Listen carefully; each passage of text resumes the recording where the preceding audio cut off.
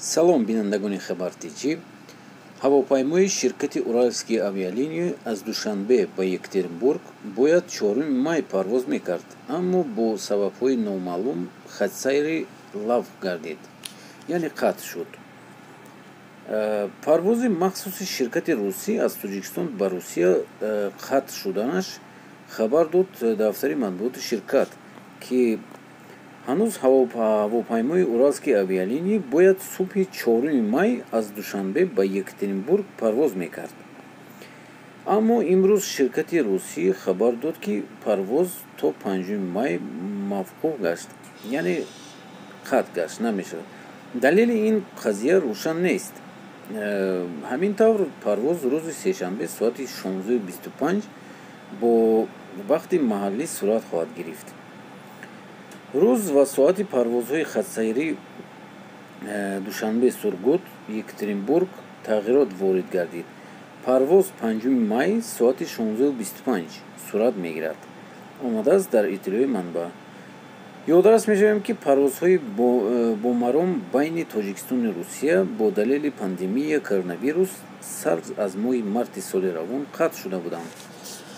вале дӯстони азиз, чӣ хеле ки мебинед, ҳозир Душанбе, Екатеринбург бояд 5 май шумо бояд ҳатман даромада бинед, яъне пагоҳ. агар намедонам оё пассажир мегиранд ё намегиранд, ҳеҷ кас намедонад ина, чунки бисёр ин гуфта намешавад, ки вай билет фурӯхтанд дар ин самолёт.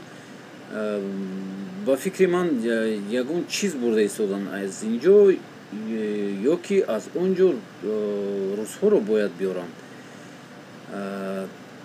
таъинаш ҳеҷ ки намедонад, вале билет фурӯхта намешавад. бачаҳо билет фақат ба 10 июн ё 5 июн ё 15 июн аниқаш ҳамин хел мешавад. 15 июн, чунки пагоҳ шумо метавонед занг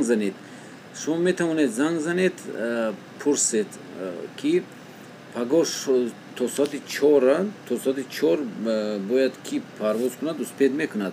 вале фикри ман ҳамин аст, ки ин билет хеле қимат аст.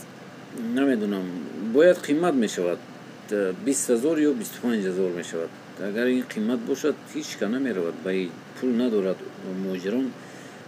барои ҳамин дӯстони азиз, як моҳи дигар бояд тоқат кунед. ҳатман нависед дар комментария. мо кофта истодаем билет кай мешавад, парвоз кай мешавад. Екатеринбург, Москва, Душанбе, то есть Екатеринбург, Душанбе бояд шавад. фақат ҳамин ду хатсайр ҳозир ҳаст, инҳо бояд маълум шаванд. пагоҳ мебинем чӣ хел самолёт мепарад ё намепарад.